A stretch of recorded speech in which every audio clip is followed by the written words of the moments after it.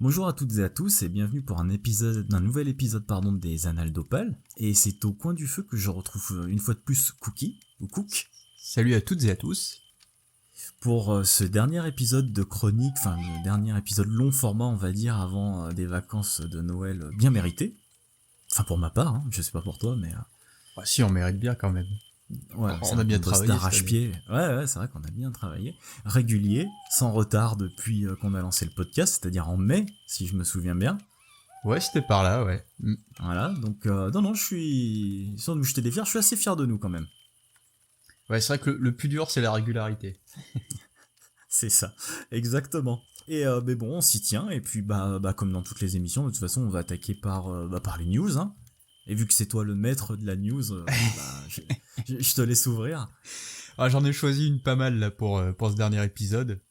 Ouais, tu m'as un peu hypé hors antenne, j'ai hâte de savoir ce que c'est. Alors, je vais vous parler de la Red Team. Alors, qu'est-ce que c'est sous ce nom anglais? En fait, on va parler ministère de la Défense française. Français, pardon. Ministère de la Défense français. Tu vas nous attirer des emmerdes, toi. Alors, qu'est-ce que la Red Team? Alors en fait, en juillet 2019, l'armée française a présenté un projet littéraire un peu particulier, puisqu'il s'agissait de créer une équipe d'écrivains afin d'élaborer des hypothèses stratégiques valides. Donc hypothèse stratégique valide, vous mettez ça entre guillemets, c'est les mots, les termes de l'armée. Donc les travaux de cette équipe sont tenus secrets pour des raisons évidentes de stratégie, tout simplement. Mm-hmm. Donc ça n'a pas encore tout à fait débuté puisque en fait le recrutement de cette équipe a commencé en décembre 2019. Ah, en effet, c'est vraiment super récent, hein. Et donc là récemment le 4 décembre, donc il y a 2 jours, durant le forum Innovation Défense 2020, que bien sûr tu as suivi assidûment, Oui, tout à fait. puisque ça concerne du coup la défense de notre beau pays. Mm-hmm. Les noms des personnalités choisies pour ce projet ont donc été dévoilés par la ministre des Armées, Florence Parly. Donc je suppose aussi que tu savais qui était notre ministre de la Défense. Enfin, ministre des Armées, pardon. Oui, non, mais moi c'est ma grande passion. Tout ce qui est ministère des Affaires intérieures, tout ça, de la défense, l'armée, je vis moi pour ça en fait, hein. Alors, vu qu'on a les noms, on va donner les noms. Oui, c'est pas con lui dire des conneries à défaut. Alors en fait, il va y avoir 3 équipes qui sont chargées de différentes choses. Donc la première, eux ils appellent ça des teams, mais en fait ce sont des équipes en français. Hein. On parle quand même du gouvernement français qui met en place des choses en leur donnant des noms anglais. C'est quand même un peu c'est con. vrai que c'est un peu, ouais, c'est paradoxal. Donc la team design, donc l'équipe design, en français ça veut rien dire l'équipe design, mais bon, on va faire avec. On dirait que tu parles d'un truc d'Ikea ou tu sais de l'équipe de Stéphane Plaza. On n'est pas loin. Attends, sur la team design, elle est chargée de représenter et figurer les projections des 2 autres équipes. Donc en fait, les 2 autres équipes vont proposer donc des hypothèses stratégiques valides. Et cette team-là, elle va être chargée de les mettre en image. Donc on a 2 dessinatrices que sont François Schuiten, pardon. Je lis mal de là, il faut que je change de lunettes. Et Jeanne Brégéon. Et on a un scénariste qui coordonne du coup cette équipe qui est Hermès. Je ne sais pas qui est Hermès. Mais pas du tout. Je pense savoir qui c'est, mais pour de vrai, je sais pas en fait. Ouais. Donc ensuite on a la Team P-Nation. Du coup je suppose que ça se prononce comme ça puisqu'on est sur l'anglicisme. Alors qui est censé explorer les thèses d'une nation pirate. Qui en gros travaille sur tout ce qui touche au cybernétique, à l'activisme cybernétique par exemple, qui travaille sur quoi aussi, sur des ce qu'ils appellent des favelas mobiles, enfin voilà, sur des choses un peu comment dire, qui n'existent pas mais qui pourraient exister, qui sont pas si loin de notre réalité. Alors là, on a un nom assez connu quand même, puisqu'on a Laurent Genefort, qui est dans cette équipe, Romain Lucaso, Virginie Tourné et Numericus. Donc, pareil, Numericus, c'est peut-être un dieu grec, je ne sais pas. J'en ai aucune idée. Le dieu de la puce. Voilà, ouais, c'est ça, sûrement. Et on a la dernière team c'est la team barbaresque. Voilà, c'est ça. Ce qui n'a aucun sens puisque du coup on a tous les autres c'est des noms plus ou moins anglais et là d'un coup on va passer les barbaresques, sur ça me parle de la folie des grandeurs avec De Funès, mais c'est tout quoi. Ouais. Donc c'est un groupe qui sera qui va produire ce qu'on appelle des images deepfake. Donc profondément fausses, si je traduis. Ouais. Donc spécial. Je comprends pas trop qui exactement ce que va faire cette équipe. Mais c'est de l'armée, donc c'est codé, ça se trouve. C'est fait exprès pour qu'on ne comprenne pas. Ouais, mais dans ces cas-là, tu présentes pas un projet comme ça au public parce que c'est une présentation au public, hein, c'est pas un truc secret. Les projets sont secrets, mais la team en elle-même, elle l'est pas. Voilà, c'est ça. Par contre, tu vois, pour moi, ça fait aucun sens, quoi, dit comme ça. Alors, il y a une vidéo, il y a la vidéo du forum qu'on peut aller voir qui explique un peu plus en détail, mais ça reste assez sibyllique comme truc. Je finis pour la dernière team, donc pareil, on a des personnages assez connus que sont Xavier Mémojean et Xavier Dorisson, et que des Xavier. Et le dernier, c'est Doha. Pareil, est-ce que c'est un dieu grec? Il y en a toujours un dans l'équipe en fait où on comprend pas son nom en fait. C'est ça. Alors certainement des pseudos, mais ils me disent absolument rien, donc.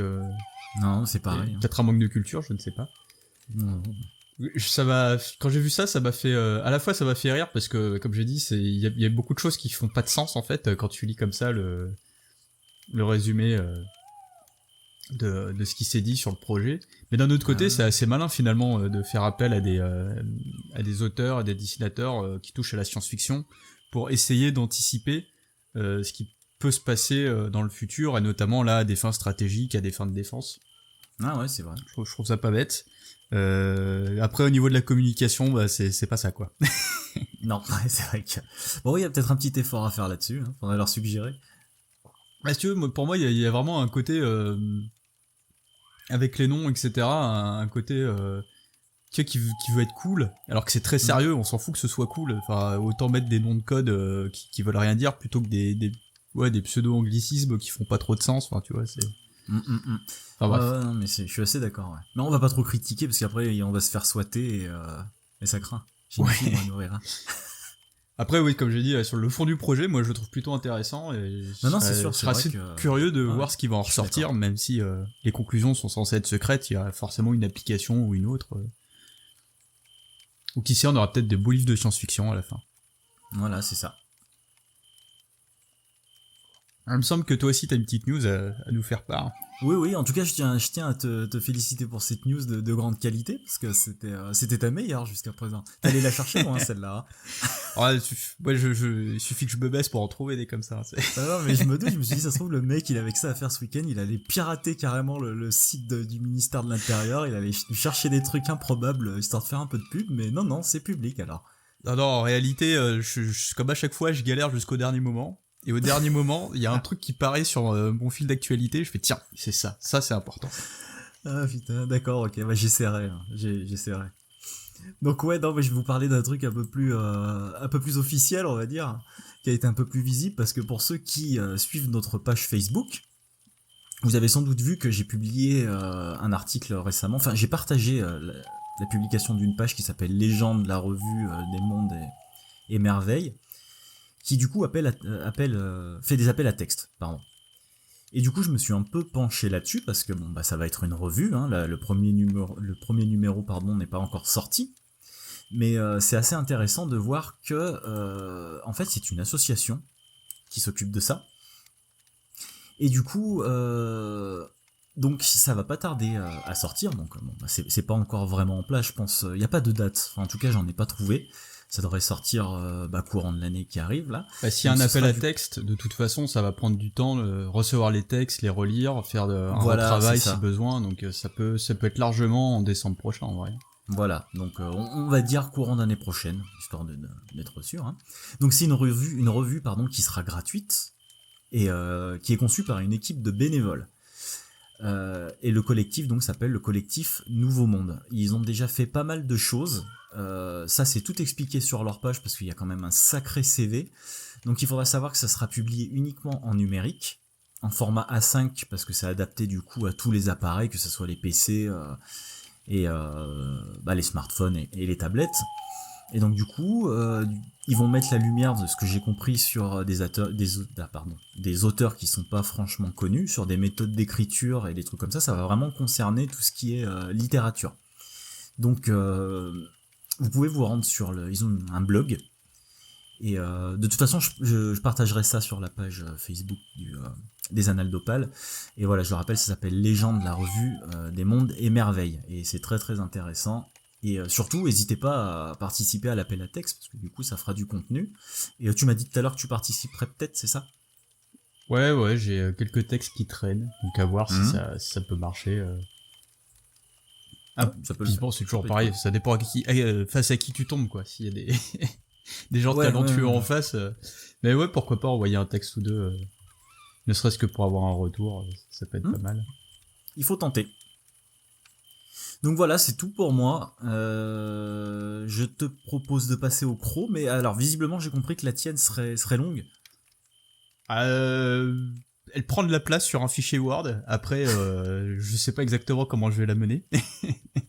Ok, et bah écoute, je vais commencer, alors comme ça t'auras tout le temps de t'étaler si jamais il y a besoin. Qu'est-ce que t'en penses ? Ouais, puis comme ça on change un peu de l'ordre habituel, c'est pas mal. Vas-y. Voilà, c'est bien. J'aime bien. C'est la dernière, c'est la dernière. Comme ça. Voilà, exactement, ouais. D'autant plus que moi je vais vous parler d'un bouquin un de mes bouquins de chevet, hein, concrètement. Mais avant de commencer cette chronique, j'ai une question à poser aux auditeurs et à toi, Cookie. Et je voudrais savoir ce que tu connais des choses de l'amour. Question con, hein. Oh, la question piège. Ah, la question piège. Parce que du coup, c'est quand même de ça qu'on va parler. J'imagine que j'ai quelques connaissances. Ah, ouais. Ok. D'accord. Qu'est-ce que je pourrais t'en dire ? Je te filerai le bouquin. D'accord, si tu veux devenir un poète de l'amour, un chevalier de l'amour, et tout ce qui va avec, hein, voilà, toutes les vertus des chevaliers. Parce que je vais parler de l'Enchanteur de Barjavel. Et gros morceau. Alors concrètement, c'est vrai que j'avais hésité un petit peu à parler de ce livre parce que c'est vraiment... c'est un livre qui me suit depuis très longtemps. Parce que, pour la petite histoire, c'est un bouquin qu'on nous avait conseillé à l'école que je n'avais absolument pas lu parce que j'étais un cancre, hein, et que j'ai découvert vraiment après ma scolarité. Et en fait, ça a été la révélation parce que moi qui suis fan du mythe arthurien, concrètement, Barjavel a remis ça au goût du jour. Enfin, au goût du jour, c'était en 1982 quand même.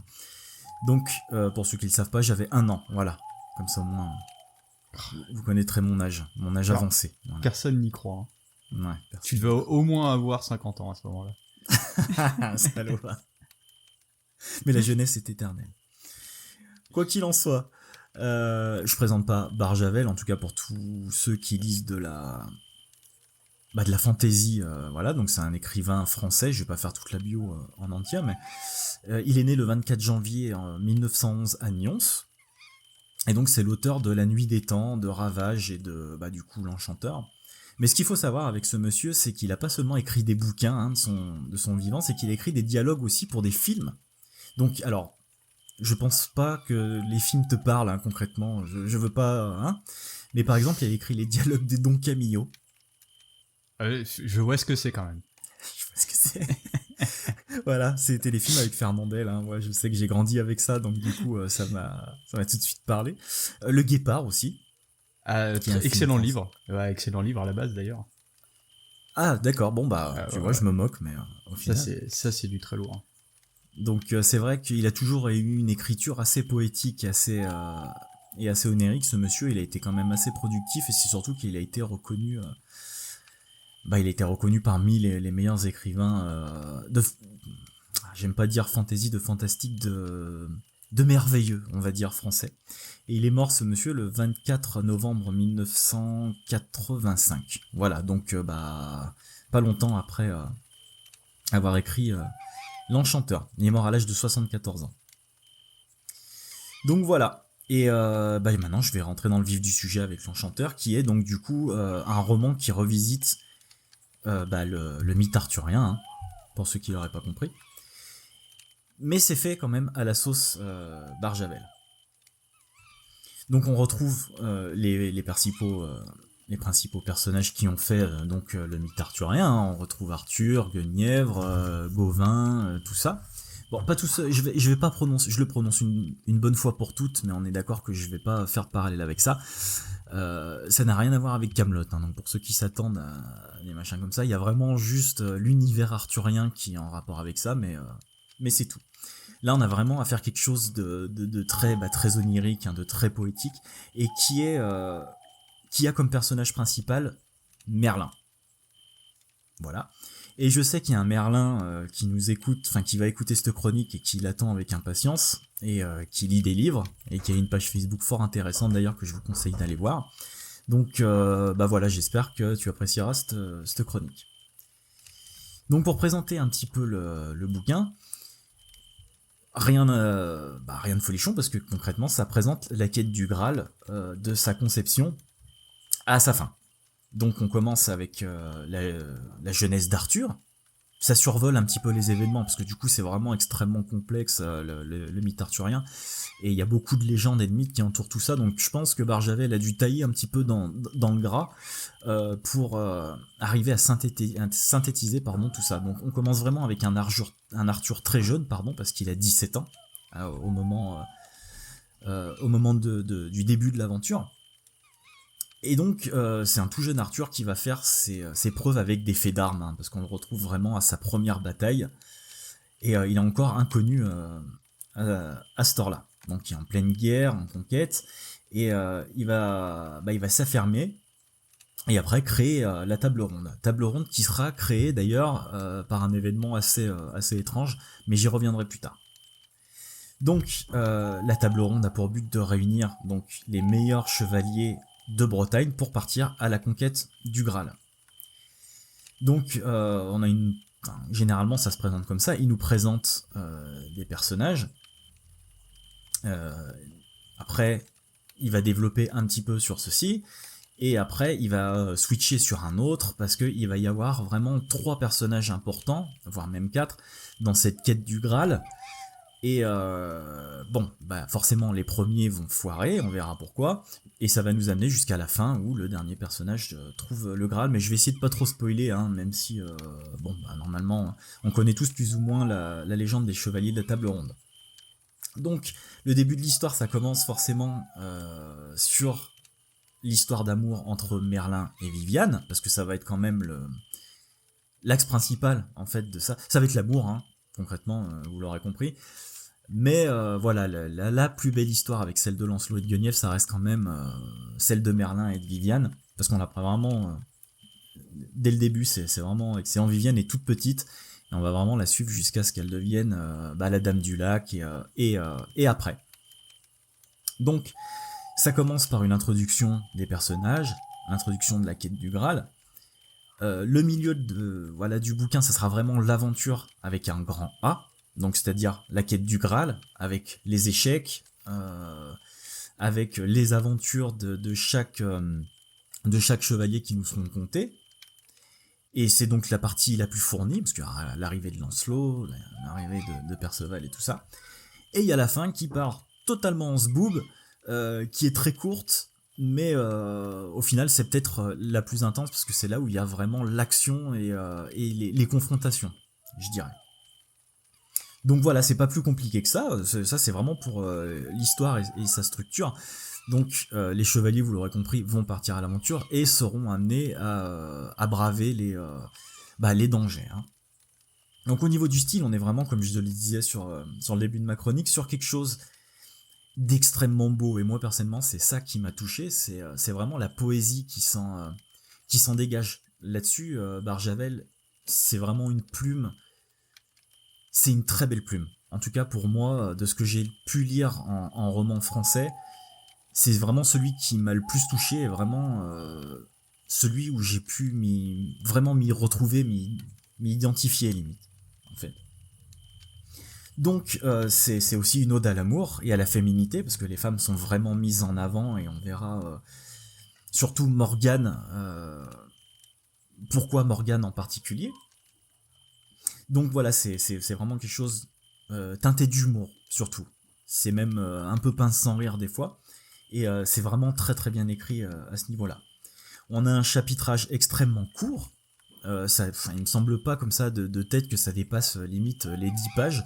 Donc c'est vraiment quelque chose de rythmé, qui passe vite, et ça nous permet de switcher vraiment d'une scène à l'autre vraiment très rapidement. Et donc on a vraiment affaire aussi à quelque chose de théâtral. Donc c'est écrit à la troisième personne, et ce qui est marrant, c'est que l'impression qu'on a, c'est que le narrateur euh, est limite placé comme Dieu qui, voilà, qui tirerait les ficelles un petit peu de toute cette quête. Il nous livre parfois certaines pensées intérieures de certains personnages, voilà, de ce qu'ils ressentent et tout. Mais moi, je soupçonne Barjavel vraiment lui-même, l'auteur en fait, de prendre les rênes de ce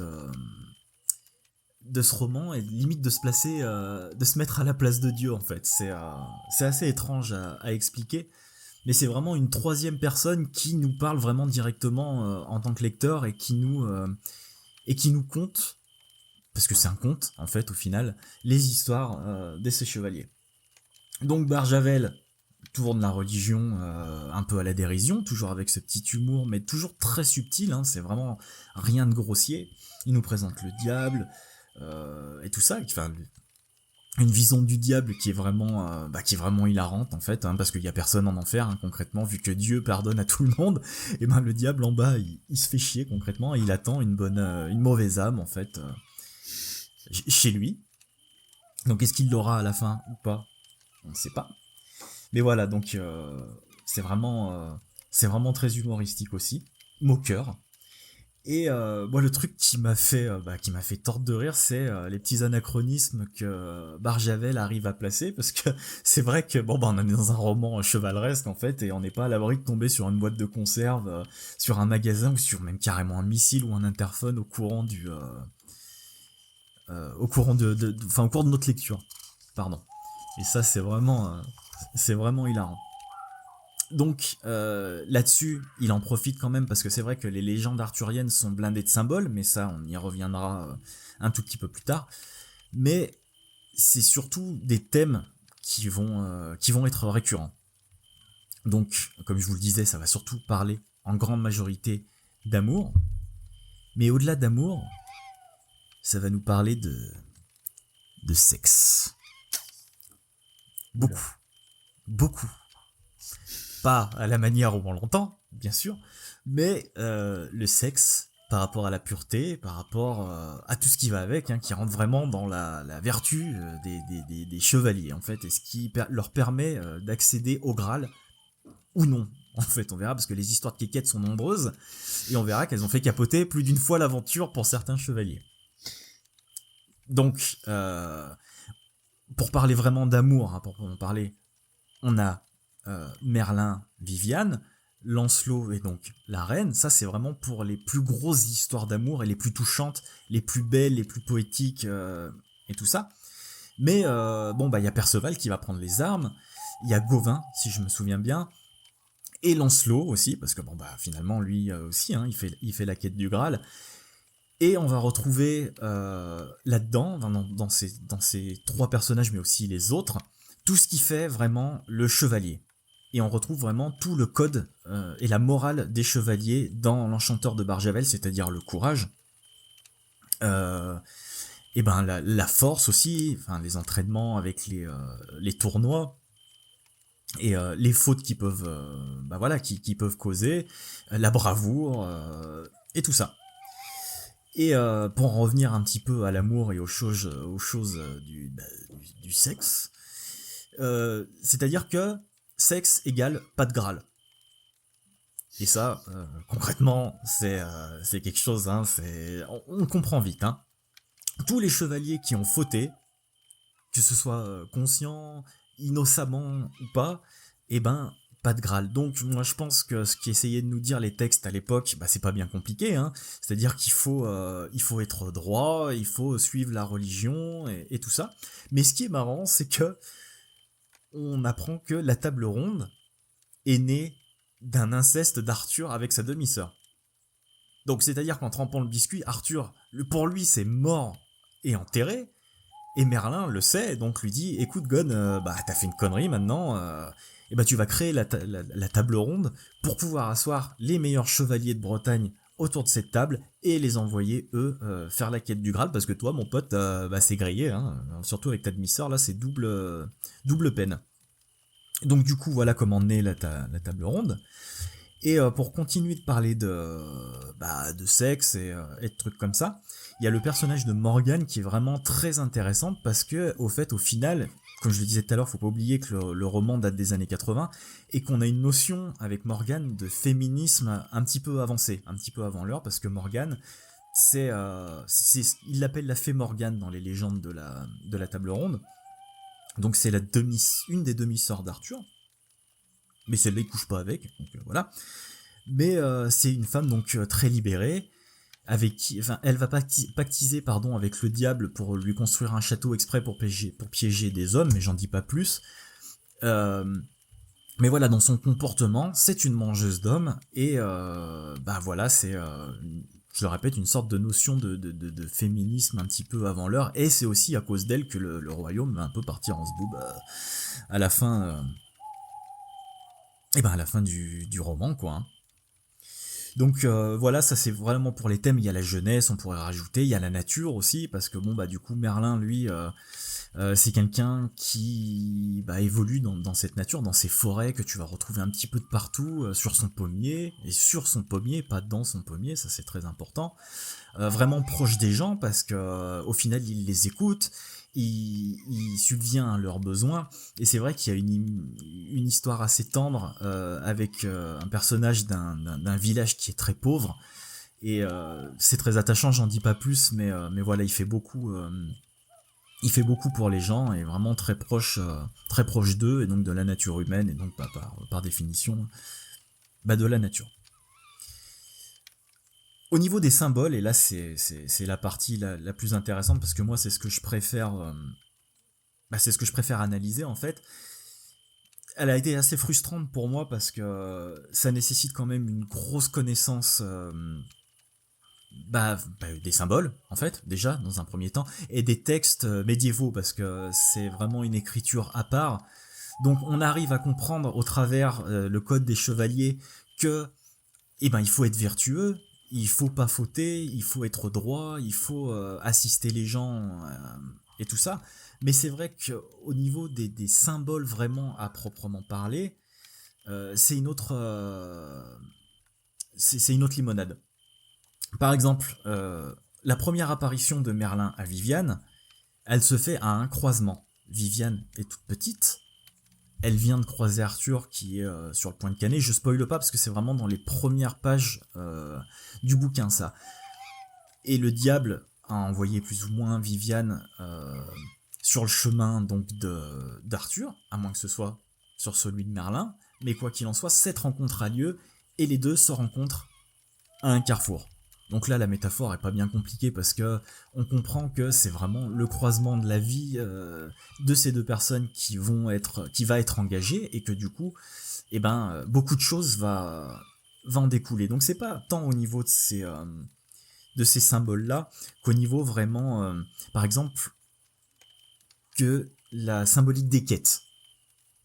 La symbolique des quêtes, par exemple, la douloureuse garde, c'est un épisode très important auquel tous les chevaliers vont être confrontés. Mais il n'y en a qu'un seul qui va arriver à rentrer dans la douloureuse garde, et c'est Lancelot. À ce moment-là, Lancelot, il est amoureux de la reine, d'accord ? Et là, c'est vraiment une interprétation personnelle. Donc, il est amoureux de la reine, il arrive à rentrer dans cette quête, dans ce château qui en fait enferme des personnes qui hurlent à la mort tout le temps. Il y a un cimetière, une chapelle, les gens sont vraiment, même Lancelot lui-même est complètement accablé quand il est à l'intérieur. Il est à deux doigts de ne pas réussir la quête, mais pourtant il la continue. Donc il se bat, et au bout d'un moment il se retrouve vraiment dans les sous-sols de la douloureuse garde, et là il a affaire, je vais pas tout spoiler non plus, à un coffre avec une clé. qui ouvrirait le buste d'une femme pour découvrir un, un coffret qui contiendrait quelque chose. Et moi, je n'arrive pas à m'enlever cette idée de la tête que, en fait, Lancelot cette quête représente l'amour pour la reine qu'il a et il faut qu'il cherche, donc déjà qu'il se batte contre ça, parce qu'il sait qu'il risque gros en convoitant la femme du roi, hein. Enfin, dire ça, c'est un pléonasme, enfin, c'est rien de le dire, parce que du coup, il dirige juste la vie, en fait, hein. Il peut canner, hein, rien que d'y avoir pensé. Et du coup, il arrive à trouver carrément la clé symbolique, moi je trouve, de ce qui renferme le cœur de quelqu'un, c'est-à-dire que la poitrine qu'il arrive à ouvrir pour découvrir un coffre avec quelque chose à l'intérieur. Donc je peux me tromper, mais voilà, c'est sur des symboliques comme ça où j'arrive vraiment à décrocher. Des fois, il n'y a pas tout interprété. Mais bon, après, ça, voilà, c'est lisible et tout ça. Mais pour la personne qui cherche vraiment du sous-texte à proprement parler et qui pourrait y voir des images, concrètement, ça devient compliqué. Après, il y a une autre chose, et pour terminer là-dessus, qui est très importante dans ce bouquin, c'est les couleurs. C'est vrai qu'à la première lecture, ça m'avait choqué. Et pour ça, je vais m'aider d'une étude que je suis allé chercher sur internet, que j'ai trouvée sur internet et qui est vraiment très complète. Et d'ailleurs, c'est une étude qui parle de l'enchanteur, vraiment sous toutes ses formes, hein, que ce soit les couleurs, que ce soit les symboliques, que ce soit les machins. Et je vais pas vous lire l'étude en entière, mais simplement ce qui moi m'avait interpellé pour les couleurs. Donc, je vais vous déjà lire moi ce que j'avais noté, c'est-à-dire que on y trouve beaucoup de couleurs comme le rouge, et généralement quand il y a du rouge, il y a généralement du diable. Quand il y a du rouge, il y a généralement du sang ou du danger, par exemple. La passion aussi. Pardon ? La passion aussi. Et ça fait pas trop allusion à la passion, bizarrement le rouge. Si à un moment ça parle de rose rouge qui symboliserait 3 dames différentes, mais je peux pas trop en dire. Mais mis à part ça, ça a pas trop de parallèle avec la passion, bizarrement. C'est vraiment des choses négatives. Par contre, il y a le blanc. Donc voilà, une grosse notion de pureté, par exemple le voile qui est au-dessus du Graal, Guenièvre qui est habillé en blanc, les chevaliers qui sont vraiment rutilants, qui sont Lancelot quand il apparaît la première fois, limite tu peux pas le regarder parce que parce qu'il est trop blanc quoi. Et donc le noir là qui a vraiment quelque chose à faire de négatif, comme par exemple le nuage qui est au-dessus de la douloureuse garde. Donc là c'est vraiment un symbole de danger imminent, de quelque chose qu'il faut fuir vraiment tout de suite. Et il y a le vert qui symbolise la nature. Donc moi ça c'est vraiment des choses que j'avais notées. Et donc cette étude elle vient quand même relativement approfondir ça, parce que ça nous dit que le terme de couleur, vraiment le terme de couleur est employé 76 fois dans le texte. Et il apparaît que le texte, donc pour le mec qui a fait l'analyse, se découpe en 2 épisodes, qui mettra en avant une évolution nette du code chromatique. Donc la première partie où Lancelot est absent, et la seconde donc où il arrive, et là on sent de toute façon qu'à ce moment-là, le récit il prend quand même une autre tournure, parce que Lancelot, c'est limite le chevalier le plus attendu. Donc le rouge est quasi majoritaire dans la première partie, ça c'est quelque chose que j'avais noté, et il est aussi présent dans les multiples occurrences du substantif du sang. Donc c'est ce que je disais ça aussi un peu plus haut. Et donc pour vous donner des chiffres, parce que ce qui est impressionnant c'est qu'ils ont vraiment tout répertorié, dans la première partie, le rouge est cité 21 fois, le blanc 22 fois, le noir 19 fois et le vert 16 fois. Et dans la deuxième partie, le rouge 49 fois, le blanc 136 fois. Donc tu vois, quand Lancelot arrive, on passe à quand même à un niveau, le blanc qui symbolise la pureté et tout ça, à un niveau vraiment au-dessus. Et c'est là où vraiment la quête du Graal commence à prendre vraiment un peu plus de puissance. Le noir 66 fois et le vert 24 fois. Donc au total, le rouge est cité 70 fois, le blanc 158 et le vert 40 fois. Et je compte pas les couleurs qui sont nuancées, les dégradés pour annoncer autre chose ou pour faire paraître. Parce qu'en fait, ce qu'il faut savoir, c'est que les couleurs vraiment servent à comprendre limite le texte. Et ça, je sais que c'était déjà le cas, par exemple, dans tout ce qui est images bibliques, les vitraux, les lames du tarot de Marseille, par exemple. Toutes les couleurs ont vraiment une symbolique vraiment propre. Et c'est difficile quand on n'a pas ces notions-là de vraiment arriver à s'orienter sur quelque chose de concret pour nous, parce que ça reste vraiment obscur. Mais bon, quoi qu'il en soit, voilà, c'est un roman très en couleur au final, et on en prend plein la vue, que ce soit avec des couleurs très vives ou alors avec des couleurs très sombres, mais le texte arrive vraiment à nous orienter, on arrive vraiment à comprendre les dangers et le mysticisme par rapport à ça, parce que c'est pareil, j'en ai pas parlé, parce que sinon ma chronique ferait 8 heures, hein, mais il est fait allusion à des nefs, donc une nef blanche et une nef noire. Donc la nef noire, on comprend vraiment que à chaque fois que les chevaliers prennent cette nef-là, c'est pour partir sur un autre plan, parce que dans le livre, il y a plusieurs plans, hein. Il y a le lac où il y a carrément une ville dessous, il y a le monde humain, il y a le monde d'en dessous, il y a les enfers, et c'est vraiment très riche de ce côté-là. Et là c'est vrai que je peux pas trop. Et donc pour en finir avec cette notion de nef, donc ils prennent toujours la nef noire pour partir sur quelque chose, sur un autre plan, et ils prennent toujours la nef blanche pour revenir. Et c'est vraiment très très intéressant ce travail de couleur, parce que vraiment il nous oriente spirituellement et sur tous les événements qui se passent dans le roman. Donc pour conclure, je pense que pour toute personne qui aime le merveilleux et surtout la légende des chevaliers à table ronde remaniée, parce que concrètement on sent qu'il y a du Chrétien de Troyes là-dessous, que les influences des textes médiévaux ont été énormes, et que je pense surtout que c'était un travail qui n'a pas dû être facile pour Barjavel, parce qu'il y a un travail énorme de recherche, et il a dû même carrément changer certaines quêtes, enfin changer, ça dénature pas la quête, parce que la douloureuse garde par exemple est beaucoup plus longue, beaucoup plus ardue, donc lui il a vraiment dû résumer tout ça pour pas que le livre, je pense, fasse 3000 pages non plus. Mais voilà, pour les personnes qui voudraient avoir une version du mythe un peu plus actuelle, et avec un peu d'humour, et surtout beaucoup plus lisible, parce que c'est vrai que du Chrétien de Troyes et tout ça, c'est pas spécialement facilement c'est pas facile à digérer, voilà. Et donc là, du Barjavel, ça se lit tout seul, c'est beau, c'est touchant, et c'est vraiment... moi, ce qui me plaît, c'est vraiment que c'est une ode à la femme, en fait, et à tout ce que ça englobe, c'est-à-dire l'amour, les relations, et le côté chevaleresque de tout ça. Voilà, donc pour ceux qui ne l'auraient pas lu, je vous le conseille fortement, hein, sinon je ferai pas une chronique dessus. Mais pour ceux qui l'ont pas lu, tout simplement... jetez-vous dessus, parce que je pense que ça peut faire une très très très bonne surprise.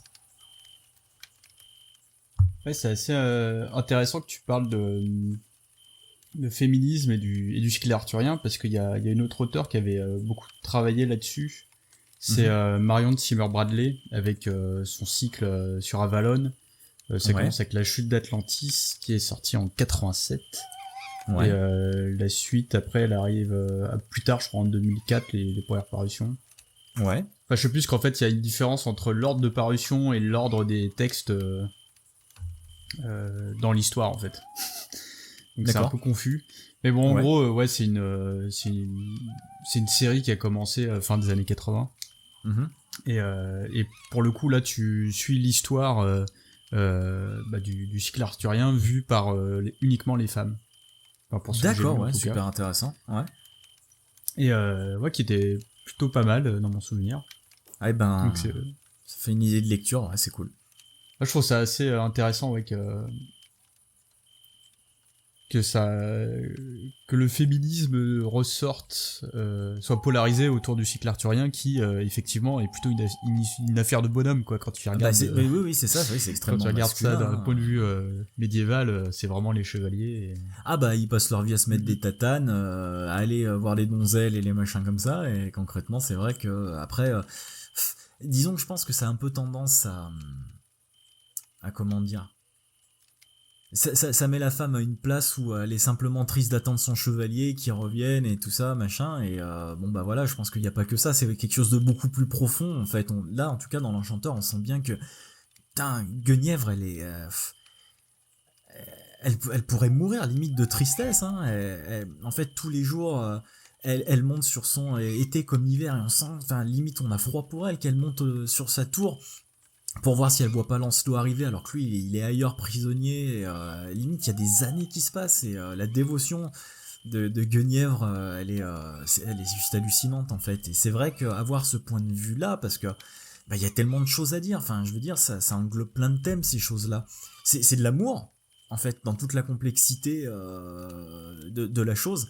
Donc c'est vrai qu'avoir le point de vue des femmes, c'est parce que là concrètement, c'est vrai que ça a un peu tendance à faire passer les hommes pour des bas du front, et basta. En fait, tu vois, ils doivent respecter le code de la chevalerie et aller chercher le Graal, et merci Zizi, au revoir messieurs dames. Tu vois ce que je veux dire ? C'est terminé.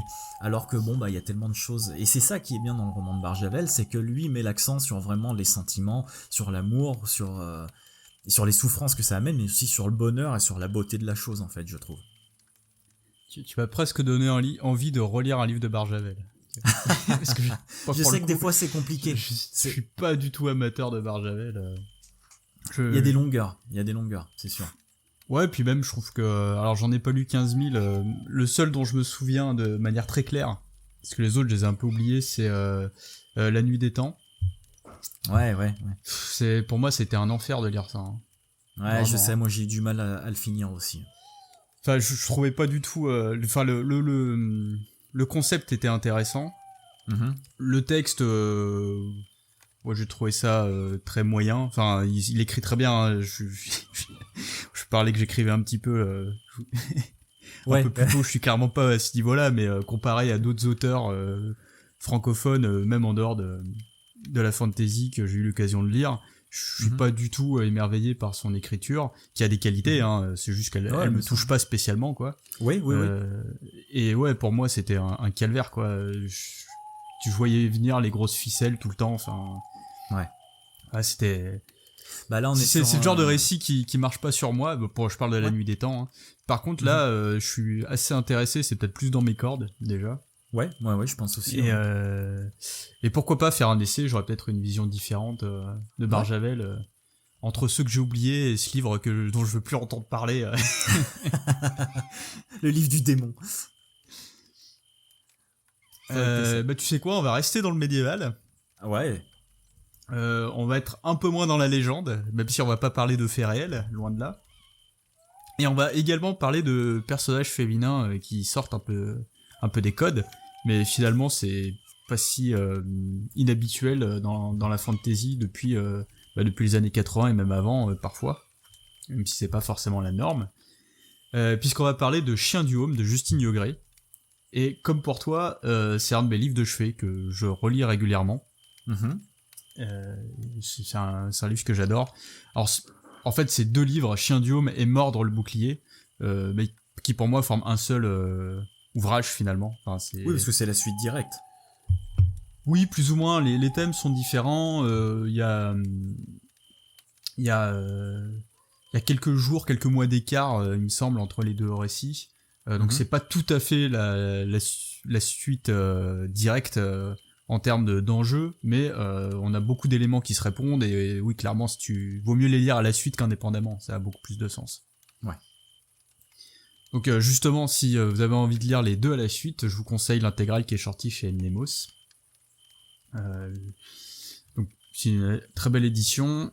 Juste un petit bémol que je tiens quand même à dire. Alors moi j'ai eu un petit souci sur ma version, c'est-à-dire que j'ai eu des fautes de frappe assez récurrentes, on va dire. Il y en a pas 40, hein, je crois que j'en ai compté une dizaine sur le bouquin qui doit faire 400 pages, un peu plus, et des problèmes de ponctuation, enfin de structure dans le texte. Il y avait des décalages un peu bizarres, etc. Donc je sais pas si c'est mon livre en particulier qui a subi des... Ils savaient que des c'était pour avaries. toi, alors ils ont fait peut-être, tiens, allez, hop. Alors après, ça a pas gêné ma lecture plus que ça. Enfin, c'était pas, comme j'ai dit, c'est pas toutes les 2 pages, c'est très espacé. Et c'est possible que vous tombiez sur une version où il n'y a pas ces soucis-là. Mais ça m'arrive rarement de constater ce genre de choses. Donc, je le dis pas tellement pour vous dire de fuir Nemo, qui par ailleurs fait un super travail, mais plutôt que, voilà, ça peut arriver, il faut le dire pour que les gens qui sont chargés de la mise en page et de la création du livre soient au courant qu'il y a des problèmes. Parce que si personne ne le fait remonter, ils peuvent pas forcément le savoir. Ça m'étonnerait qu'ils se retapent chaque exemplaire pour voir si tout va bien à toutes les pages. Donc voilà. Donc la chronique commence maintenant. Donc Chien du Haume, ça parle de Chien du Haume, qui est une mercenaire à la recherche de son nom et de son passé, comme c'est original, avec pour seul indice une hache qu'elle tire de son père sur laquelle est gravé 2 serpents qui s'entre-dévorent. Donc, des personnages amnésiques, enfin semi-amnésiques, parce qu'elle n'est pas tout à fait amnésique, c'est juste qu'elle a enfoui des choses de son passé, qui ne connaît pas son nom. C'est quand même un truc assez classique, on va dire, dans les mondes de l'imaginaire. On a un personnage principal qui a l'image de l'univers du roman, c'est-à-dire qu'elle est dure, elle est violente, mais elle est aussi en proie énormément de mélancolie et d'introspection. Ça va prendre beaucoup d'importance, vous allez voir. On est assez loin des personnages féminins habituels, donc c'est ni une princesse à sauver, ni ce qu'on appelle une femme forte ou une femme fatale. C'est elle qui vient de sauver. Excuse-moi de te couper, mais... Ouais, même pas. Elle vient, si t'es prisonnier, elle te demande tout ton fric. C'est ça. Pour et pouvoir après, tu peux sortir. Pour te filer un coup de main, quoi, tu vois, c'est ça. Je tiquais un peu tout à l'heure quand tu parlais c'est Morgane qui du coup fait tourner la tête de tous les hommes, etc. Qui est pour moi aussi finalement qui montre pas tellement l'indépendance des femmes, qui est plutôt un cliché qui se rapproche du comportement du héros à la James Bond par exemple, pour citer un exemple. Voilà, pour moi ça fonctionne pas. C'est pas parce que une femme a une sexualité débridée qu'elle est plus libre qu'une autre. Ça peut être un élément de sa liberté, ça peut vouloir dire quelque chose sur sa psyché, etc. Mais il me semble pas que ça constitue un critère de liberté et d'émancipation.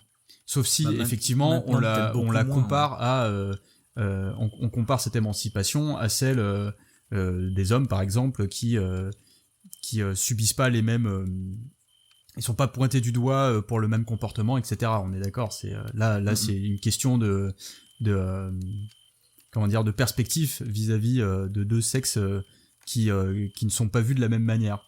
Mais pour le coup, je trouve le personnage de Chien, du coup, qui est son nom, beaucoup plus émancipateur, dans le sens où elle représente pas un idéal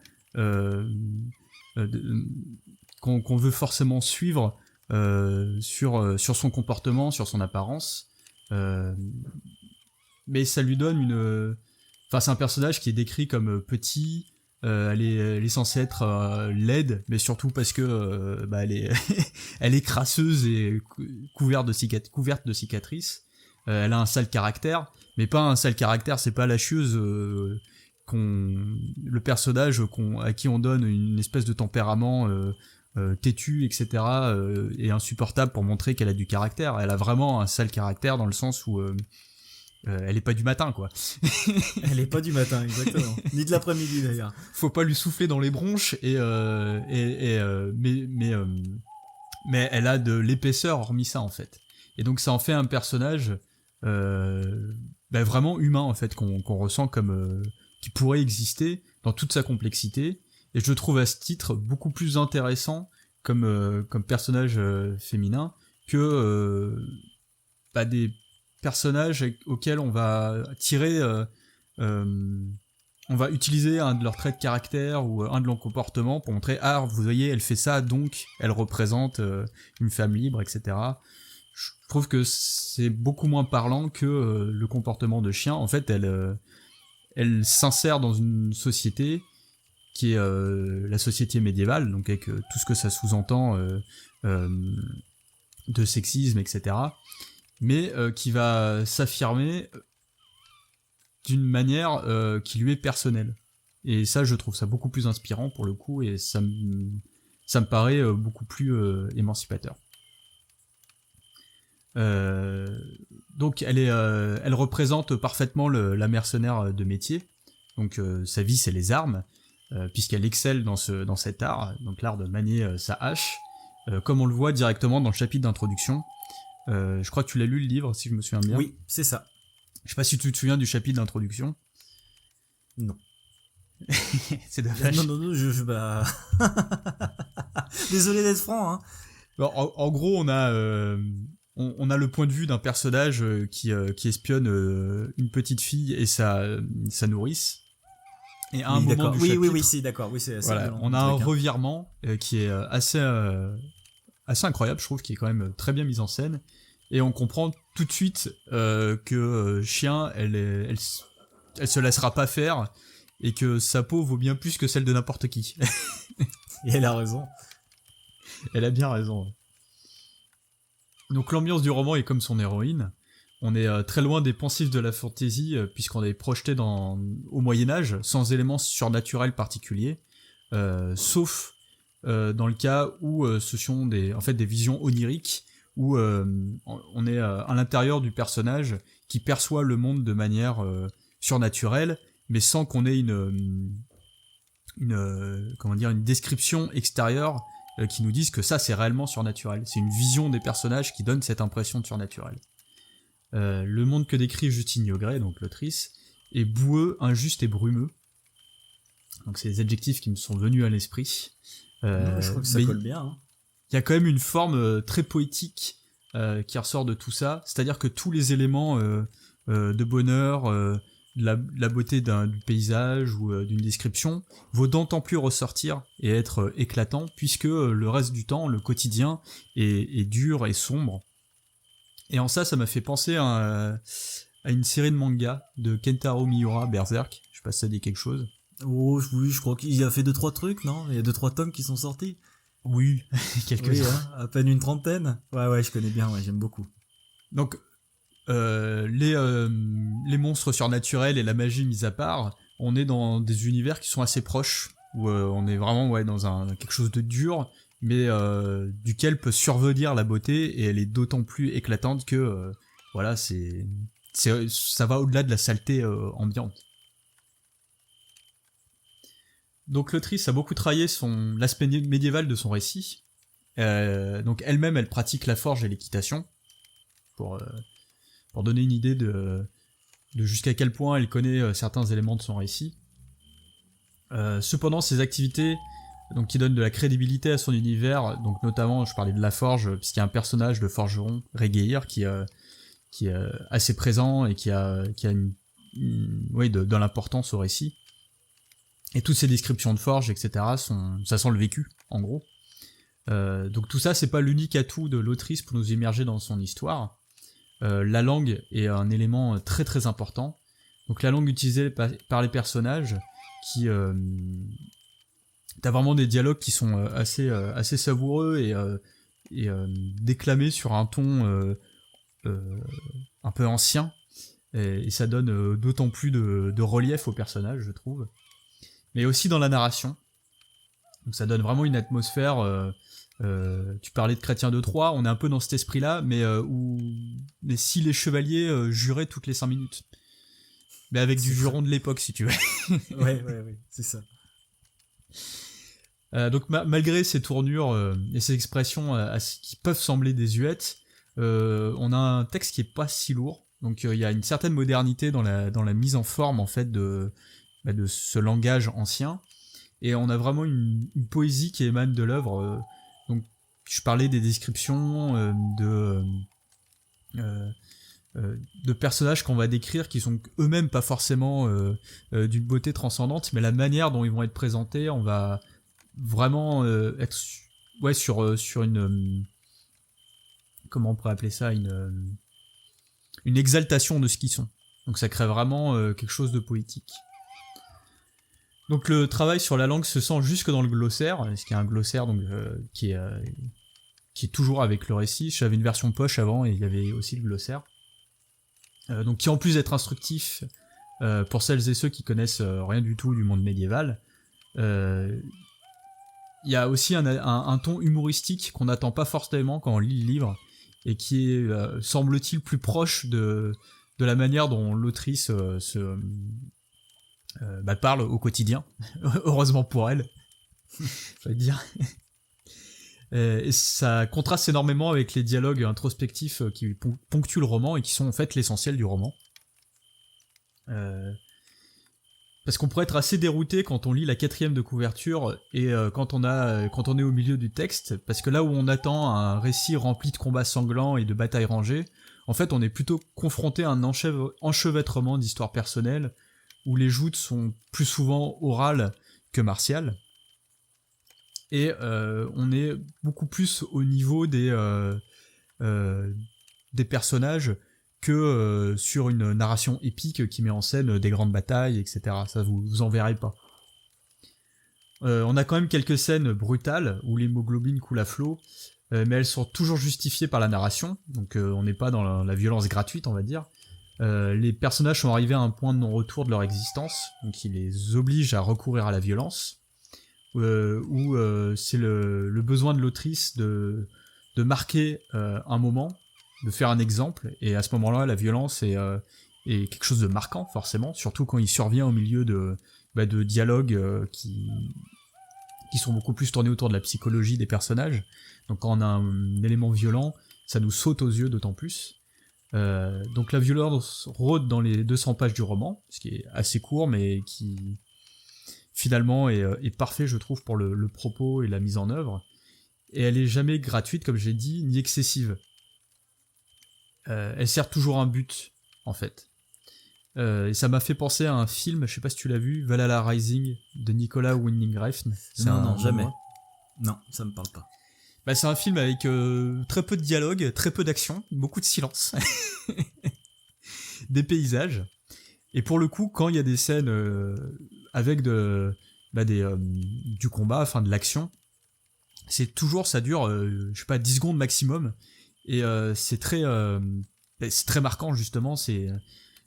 Ça survient au moment où on s'y attend pas, et une fois que la violence retombe, on a la tension qui disparaît au fur et à mesure, et je ressens un peu ça dans Chien du Home aussi.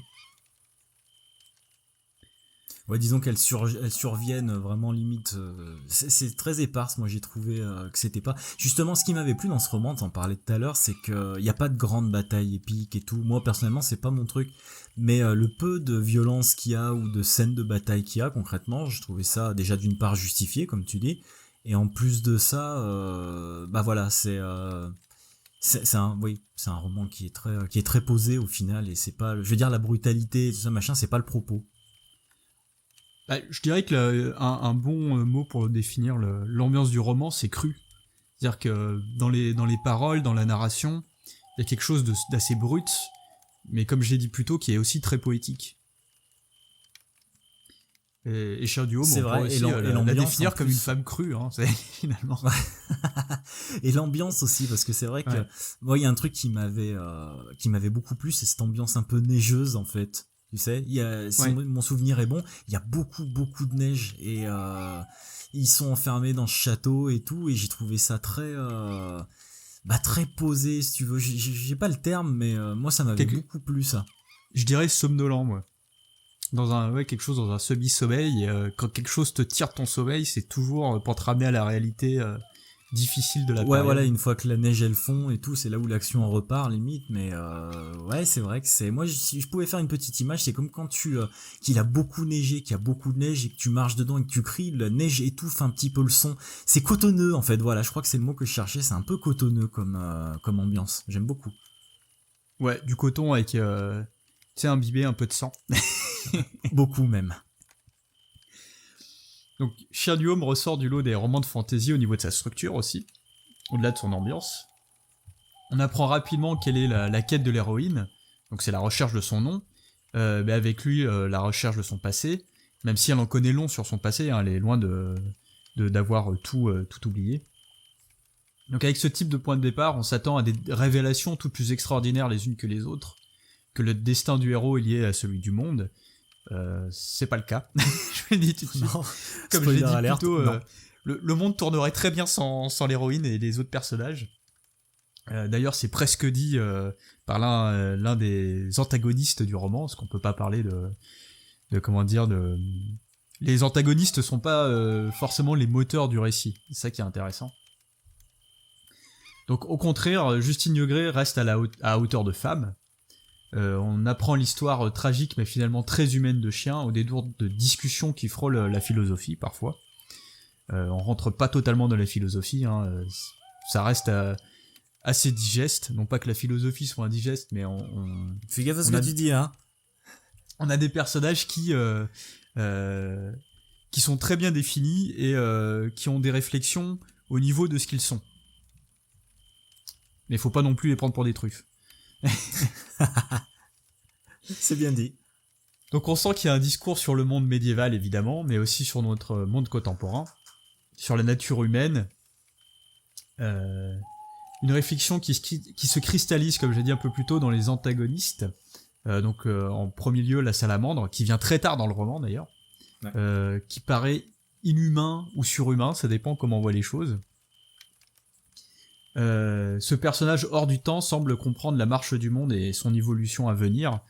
Donc on n'a pas de date précise et de lieu précis où se passe l'histoire. C'est a priori en France et a priori au moment où le paganisme disparaît au profit du christianisme, qu'on pourrait renvoyer du passage à la religion, enfin comment dire, oui c'est ça, une religion individuelle dans le sens où chaque région, chaque village va avoir un certain nombre de croyances et qui peuvent partager avec des personnes du village d'à côté, mais pas que. Enfin voilà, quelque chose d'assez personnel plus qu'individuel, voilà. À une religion collective où chacun est censé prier le même Dieu, suivre les mêmes règles, etc. Même si pour le christianisme primaire, c'était pas exactement le cas, mais c'est un peu l'image que ça nous renvoie dans le roman. On a pareil cette distinction entre le mercenaire et le chevalier. Donc Brueck, qui est un chevalier qui a des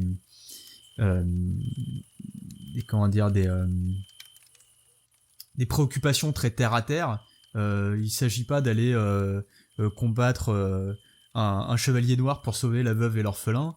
Lui, il a investi un château parce que la famille qui était là avait pas assez d'hommes pour garder ses terres, et ils ont dit bah tiens, on va marier notre fille à ce chevalier qui lui a des soldats mais pas de terre, et voilà, c'est très simplement. Et ça va un peu à l'encontre avec le fait du chevalier qui va se battre pour l'honneur des faibles, la religion, etc. Mais ça, on y reviendra dans une chronique à venir, l'an prochain, donc. La quête de chien devient vite dérisoire, sa recherche devenant un prétexte pour qu'elle en apprenne plus sur elle-même, ce qui ne se résume pas finalement à son nom, ça va plus loin que ça. Pourtant, elle dit elle-même un nom fait toute la différence, parce que tout ce qui a de l'importance sur cette terre en porte un. Donc finalement, Justine Niegré nous offre un ouvrage plus proche du récit d'aventure historique que d'un roman de fantasy, où les châteaux sont au choix trop chauds ou trop froids, mais surtout poussiéreux.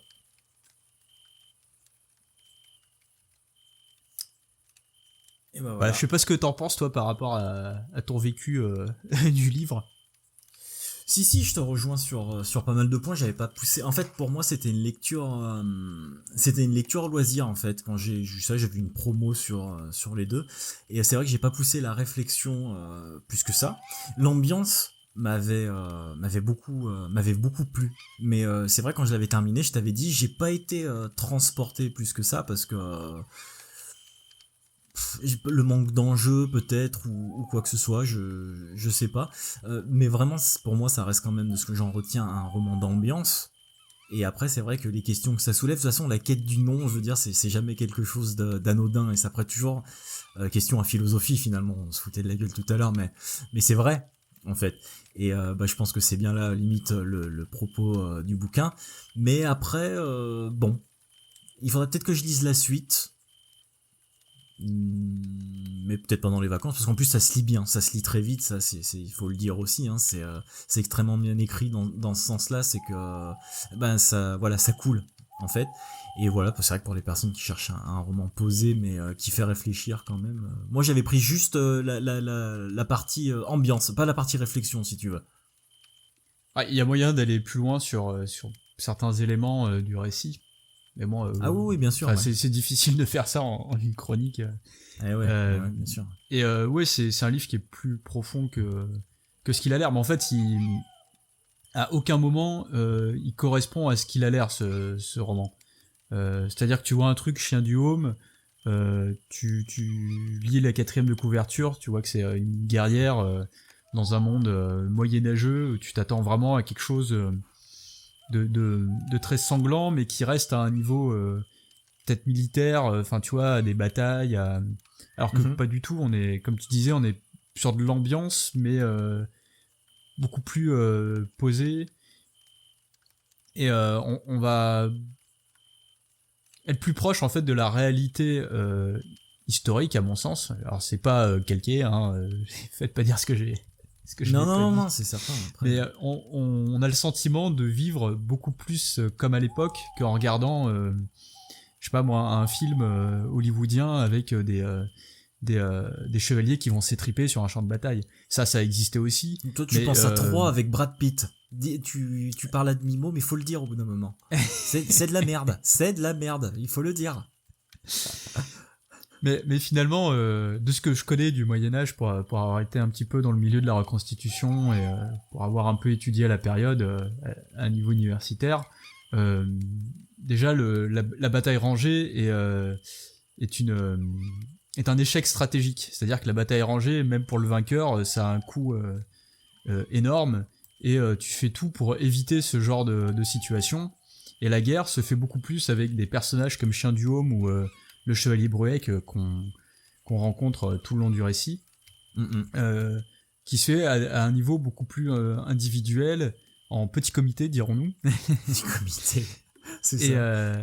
Et voilà, à des échelles beaucoup plus réduites en réalité. Enfin, c'est vraiment le combat du quotidien contre ce qui va suivre en fait dans Mordre le bouclier que du coup je chroniquerai la prochaine fois, enfin l'année prochaine, je sais pas encore ça, la prochaine chronique. Où là on nous parle des croisades, et pour le coup sans le christianisme, est-ce qu'on aurait eu aussi rapidement des batailles assez massives entre plusieurs peuples à des kilomètres de distance? Enfin là on parle quand même de chevaliers qui vont embarquer pour la Terre Sainte et se battre à des kilomètres de chez eux pour quelque chose qui les dépasse complètement. Donc niveau rapport comment dire moyens matériels engagés et rapport en termes de richesse et de allez, tu rentres dans la stratégie moyens matériels militaire, en Europe, c'était quand même pas top, tu vois. Ah ouais, mais j'imagine. Même si ça a eu des conséquences sur les influences civilisationnelles, etc. Enfin, entre ta news avec le truc de la défense pour commencer et la stratégie militaire pour fermer la chronique, moi je te soupçonne de préparer quelque chose de louche. Oh, tu sais, 2020 n'est pas terminé. Hein. On va le retrouver au pouvoir, tu sais. Oh là là, ça va être formidable. Voilà, je sais pas si t'as quelque chose à ajouter. Écoute, pour moi c'est tout bon, hein. Comme je l'ai dit en début d'émission, c'était notre dernier format long, parce que normalement il y a d'autres trucs qui vont arriver, au moins une chronocritique pour ma part, après je sais pas toi, et peut-être une interview si on arrive à la faire pendant nos vacances, mais sinon on revient en janvier en forme, déjà, hein. Et puis avec un épisode spécial, si je me souviens bien, le planning qu'on avait eu. Ouais. qui compléterait. Il me semble le aussi. premier qu'on avait fait. Voilà. Je me souviens plus ce qu'on avait dit. On reverra ça hors antenne de toute façon. Pour ceux qui nous suivent sur Facebook, merci beaucoup parce que du coup la page arrive à vivre un peu, c'est de mieux en mieux concrètement. Vous pouvez nous retrouver sur Twitter et sur toutes les plateformes de téléchargement, non, de streaming, hein, mais après normalement vous pouvez télécharger nos épisodes aussi. Et puis sur SoundCloud, qui reste quand même la principale plateforme où on diffuse. Voilà. C'est ça. Après, Spotify, Deezer, Podcast Addict, iTunes, YouTube. Voilà, c'est ça. YouTube aussi, ouais, exactement. Et puis, d'ici là, on vous souhaite de bonnes fêtes. On le fait tôt, comme ça, au moins, si on oublie, au moins, on l'aura fait. Donc, mangez pas trop, ou beaucoup, ça dépend. Ouais. Puis j'espère que vous aurez plein de beaux livres sous le sapin. Pour ceux qui fêtent Noël. Ouais, carrément, ouais. Ce serait cool. Et puis n'hésitez pas à partager dans les commentaires et tout ça. On essaye de poster régulièrement. Donc voilà, en tout cas ça fait plaisir que cette petite page Facebook elle commence à gagner un petit peu en vie en fait. Elle commence à prendre vie, c'est vraiment sympa. Et puis d'ici là, portez-vous bien, lisez beaucoup surtout, c'est très important pour la santé. À bientôt.